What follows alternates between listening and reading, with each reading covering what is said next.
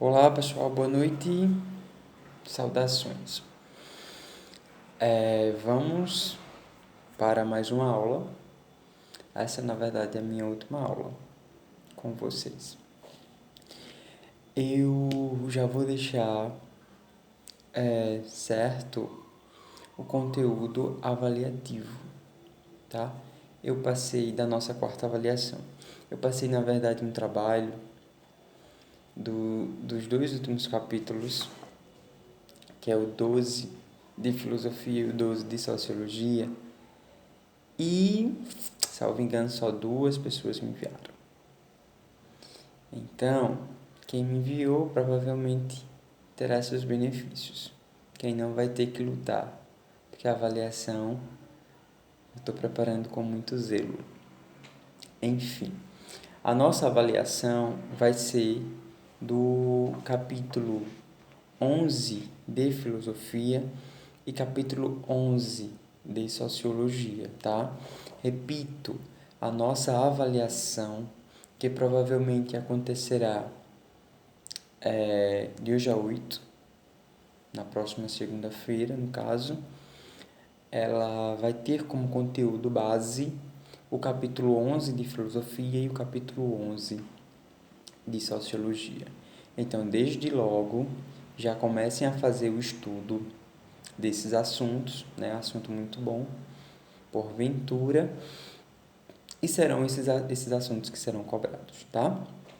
Para finalizar, semana passada eu dei o último conteúdo de aula de sociologia e hoje eu vou gravar para vocês a nossa última aula de filosofia. E aí, graças a Deus, a gente conseguiu dar conta, apesar desse contexto de pandemia, dessas aulas nessa modalidade home office, do conteúdo de o tempo, na verdade, ter ficado um tanto quanto restrito, conseguimos finalizar. E isso é muito bom. E para quem acompanhou, parabéns, né? Para quem não acompanhou, vai ter que estudar. Porque mais cedo ou mais tarde, quem pretende seguir a carreira da academia, esses conteúdos vai ser muito necessário. Vão lembrar sempre de mim. Talvez vocês lembrem de mim para sempre. Tá? Então hoje, o objeto da aula de hoje é filosofia, tá? Capítulo 11 de filosofia, que será um dos assuntos das nossas avaliações. Certo, queridos?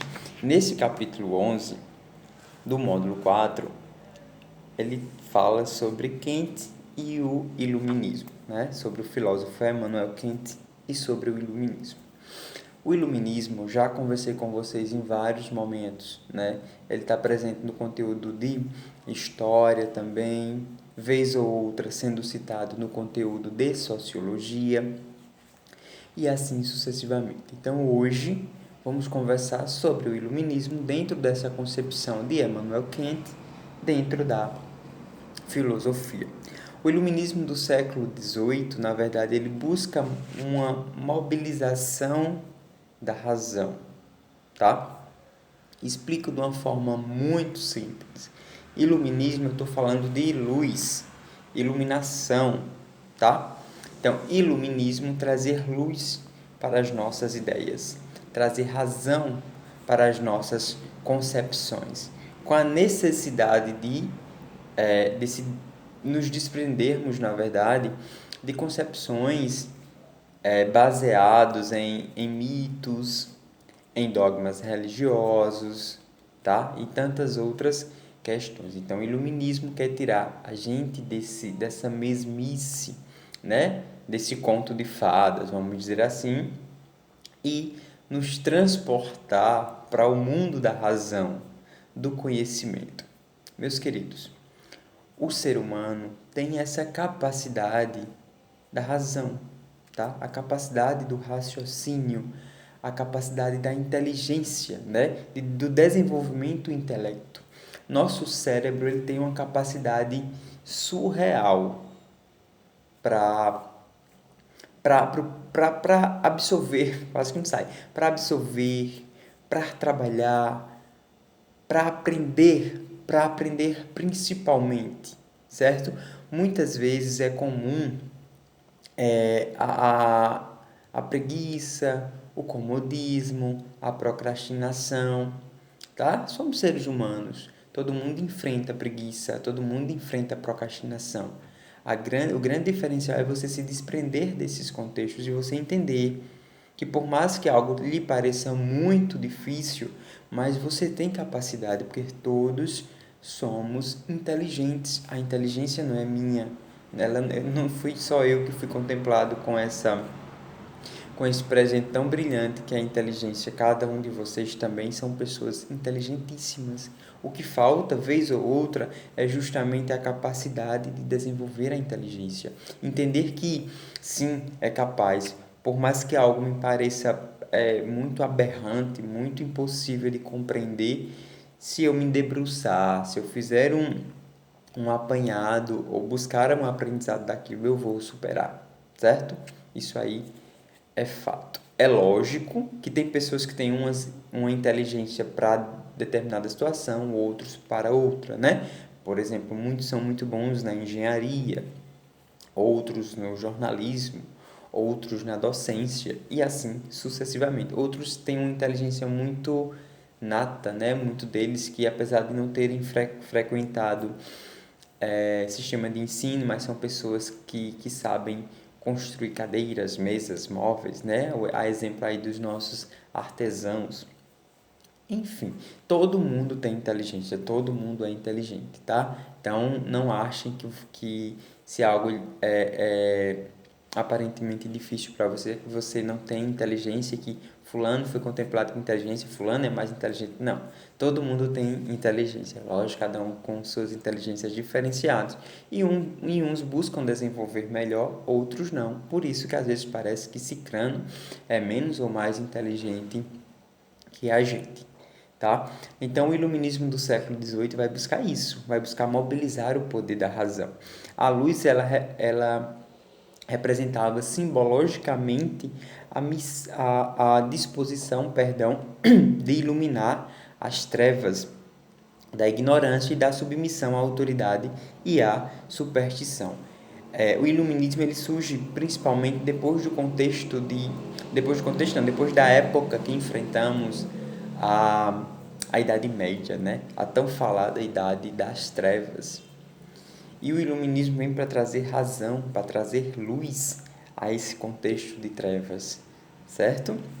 E também para nos desprender da superstição. Muitas coisas outrora, muitas coisas no passado eram explicadas através das concepções religiosas, eram explicadas através de mitos, buscava vários tipos de explicação para tudo, né? Com o advento, com a chegada da razão, a gente vai comprovar as coisas através da experimentação, né? Através da descoberta, da observação, como por exemplo Nicolau Copérnico, né, que vai desenvolver o telescópio e observar que o Sol é o centro do sistema solar e a Terra e os demais astros orbitam em torno do Sol. E antes achava-se que a Terra, né, era o centro do universo e o Sol era que orbitava em torno dela. Então, Nicolau Copérnico, através do desenvolvimento do telescópio, que é aperfeiçoado por Galileu Galilei, vai trazer todas essas novas concepções. Então, agora a gente não precisa mais que a Igreja Católica explique, a gente não precisa mais que alguém explique através de um mito, né? Através de um contexto de historinhas, certo? Agora a gente tem um aparelho que a gente observa o sistema solar e a gente nota que o Sol, sim, é o Sol, o centro do sistema solar e não a Terra, como se pensava. Então, são vários esses contextos que vão chegando com o iluminismo para trazer cada vez mais a busca da razão. Certo, queridos? E como afirma Kant, por exemplo, os seres humanos eles deviam ser capazes de compreender e usar a potencialidade da razão. Como eu disse, todos somos inteligentes. Todos temos essa capacidade de aprender. Eu estou dando essa aula aqui para vocês, mas para que eu consiga falar sobre esses contextos, eu preciso estudar para assim conseguir fazer. Se vocês estudam, vocês também conseguem do mesmo jeito. Então, assim, eu não sou a inteligência pura. Tudo que eu faço, eu precisei aprender, eu precisei estudar para conseguir administrar. E é isso que o iluminismo vai trazer para as nossas ideias, para as nossas concepções. Só para aproveitar a oportunidade, Immanuel Kant, caso a gente fala Emmanuel, mas Immanuel, né? Immanuel Kant, inclusive eu muitas vezes me equivoco, ele nasceu na Prússia, né? No território alemão, que hoje é da Rússia. A família era uma família humilde, envolta em uma profunda religiosidade pietista, ou seja, era de uma família que pertencia a uma religião derivada de luteranismo, tá? Das concepções de Martim Lutero. Como a gente bem sabe, Martim Lutero foi aquele que rompe com a Igreja Católica e dá início à Reforma Protestante. Então, a família dele era de uma religião de cunho pietista, dessa corrente de Martim Lutero. Ele exerceu, né, uma grande influência na filosofia e esse pertencimento da família dele na religiosidade também trouxe para Immanuel Kant uma influência muito significativa, principalmente no que se refere à moral, tá, gente? Ele foi professor, tá? Ele também foi professor de universidade, lecionou durante mais de 20 anos lógica e metafísica na Universidade da Cidade, ocupou esse cargo, na verdade, de 1770 a 1797. Foi um cara muito inteligente, por isso que estamos conversando sobre ele, principalmente por conta das concepções que ele trouxe para a filosofia.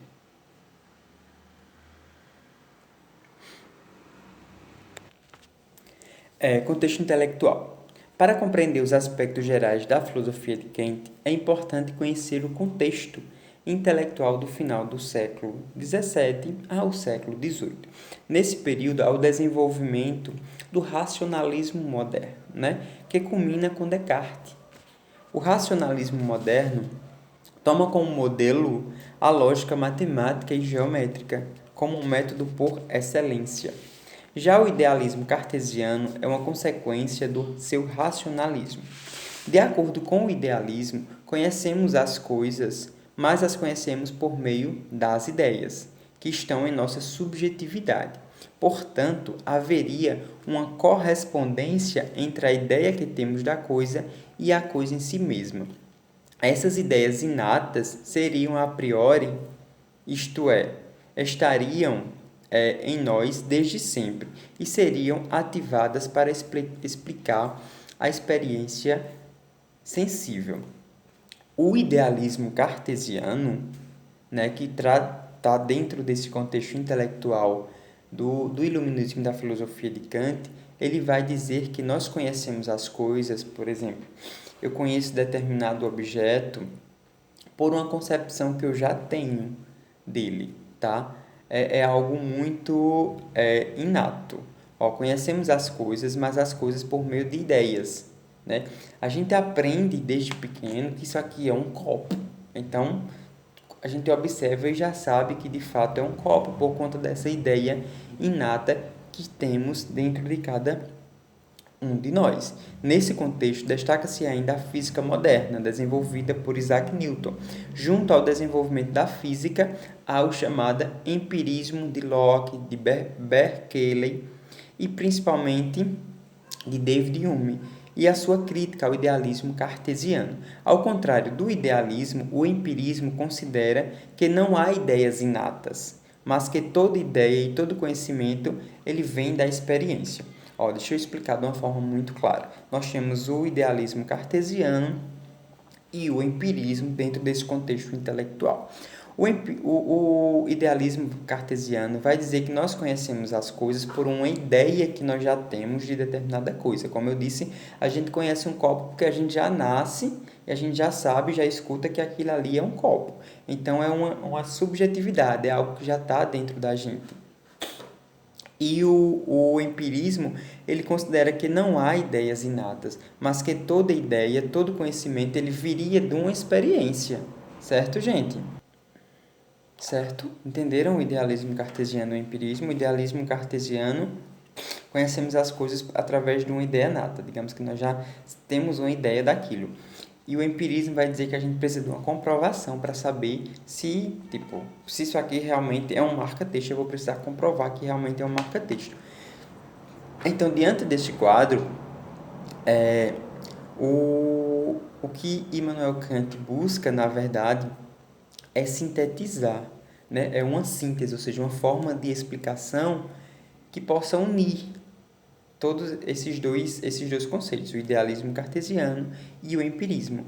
Diante desse quadro, a filosofia de Kant se desenvolve como uma tentativa de síntese, né? Vamos juntar isso tudo entre o idealismo cartesiano e o empirismo. O Immanuel Kant, ele também vai fazer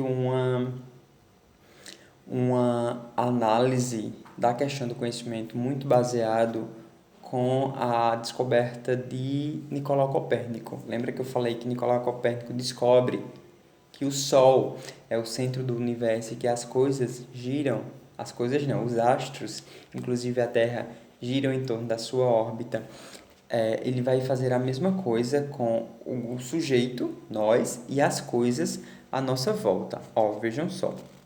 Podemos fazer uma analogia, tá? Ou seja, uma comparação. Analogia é uma comparação da teoria de Nicolau Copérnico sobre o Sol, o centro do universo, e os astros em torno deles. Uma analogia antes dele, ou seja, antes da concepção de Immanuel Kant, concebia-se o sujeito como girando em torno do objeto, tá? Sendo este o centro da atenção. Então, o centro da atenção, na verdade, era o objeto, eram as coisas. A busca pelo conhecimento estava muito atrelada às coisas, não ao próprio ser humano. Então, com a pesquisa, a filosofia de Immanuel Kant vai ser o contrário. Ocorre uma inversão, certo? O sujeito passa a ser o centro do conhecimento e o objeto passa a orbitar em torno deles. Até porque a razão, a inteligência, o intelecto vem da gente e não do objeto que está ao nosso redor. Compreendem? Espero que vocês estejam compreendendo, mas qualquer dúvida, façam a leitura também do material didático. Essa é a intenção. Dando continuidade, um dos grandes questionamentos de Kant era o seguinte: como é possível, na verdade, e se é possível obter conhecimento a depender do objeto que queremos conhecer? Ou seja, querer conhecer um objeto, querer conhecer algo, querer estudar, isso é possível nos agregar algum tipo de inteligência, algum tipo de conhecimento, tá? Esses eram os grandes questionamentos dele. O conhecimento, ele vai dizer que o conhecimento, seja ele a priori ou posteriori, ou seja, o conhecimento que eu tenho de algo antes e o conhecimento que eu tenho de algo depois, dá-se por meio de juízos, certo? Queridos, a gente sabe que isso aqui é um marca-texto porque a gente aprendeu a vida toda que isso aqui era um marca-texto.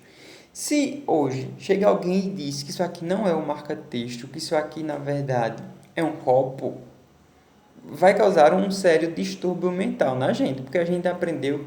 Por que a gente sabe que isso aqui é um marca-texto? Porque a gente aprendeu a vida toda que isso aqui é um marca-texto. Ou seja, a gente poderia estar redondamente enganado e, na verdade, isso aqui não ser um marca-texto, ser uma outra coisa. Então, os grandes questionamentos de Immanuel Kant é sobre isso, sobre a inteligência da investigação, sobre a razão, para descobrir realmente o conhecimento, para que a gente chegue no conhecimento. Então, o conhecimento, ele vai dizer que o conhecimento a priori, ou seja, o conhecimento que eu tenho disso antes, e o conhecimento a posteriori, que é o conhecimento que eu vou ter depois, vai dar-se dá-se, na verdade, por meio dos juízos.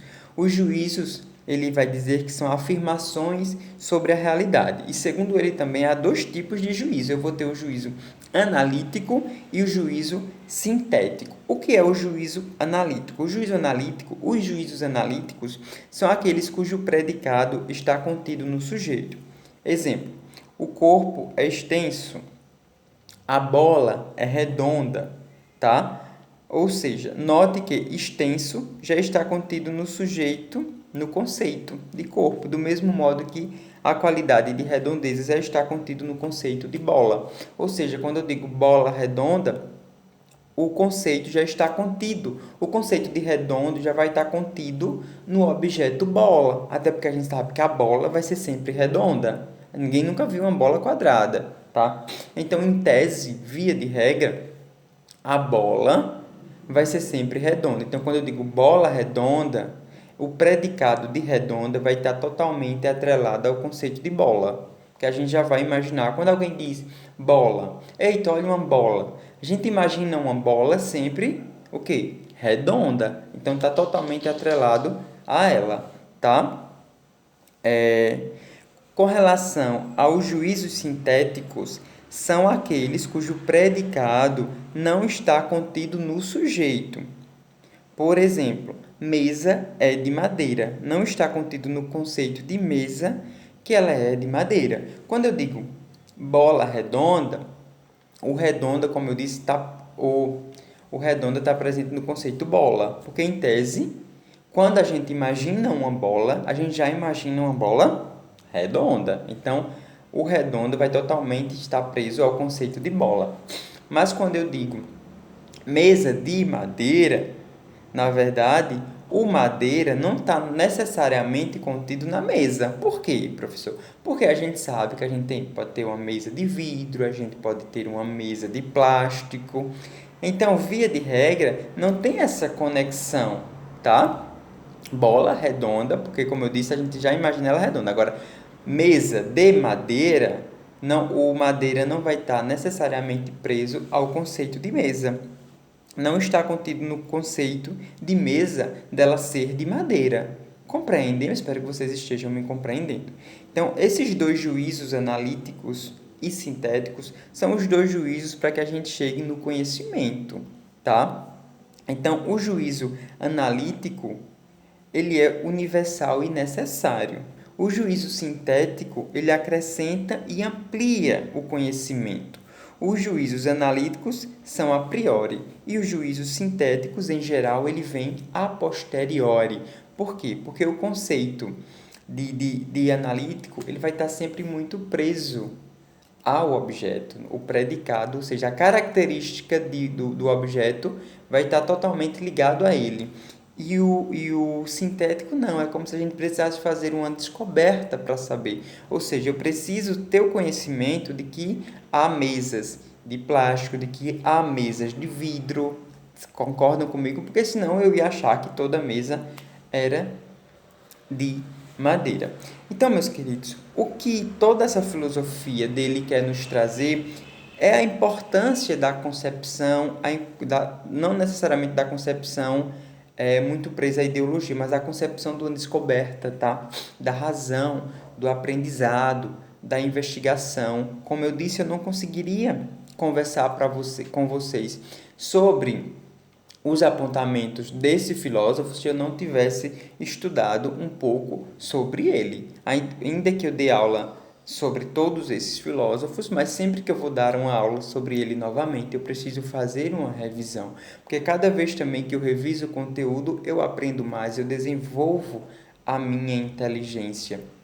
A inteligência, como eu disse, é algo inesgotável. Quanto mais eu estudo, mais eu aprendo, tá? Então, assim, eu deixo, para finalizar, eu deixo, na verdade, o meu desejo que vocês busquem sempre melhorar como alunos e como pessoas. Se vocês têm intenção de seguir na carreira acadêmica, de se tornarem profissionais da área da saúde, da área do direito, da área da engenharia, arquitetura, seja lá o que for, mas vocês precisam estudar. Estudar vez ou outra, ela é uma tarefa um tanto quanto difícil, a gente cansa, tá? É normal, só que a gente não pode parar e a gente tem que superar esse cansaço, porque é muito bom a gente alcançar os nossos objetivos através dos nossos estudos. É, assim, gratificante, muito, muito, muito gratificante. Vocês conhecem a minha história de vida, né? Hoje sou muito realizado nas minhas profissões, tenho muito ainda a aprender, né? A minha vida é um constante aprendizado, não sei tudo, muita coisa que eu sei, mas eu preciso estudar para saber. Então eu deixo o meu abraço, eu espero na verdade ter contribuído com vocês nos estudos de vocês, espero ter deixado pelo menos uma sensação da importância do conhecimento na vida de cada um. Então um grande abraço, fiquem bem e até breve.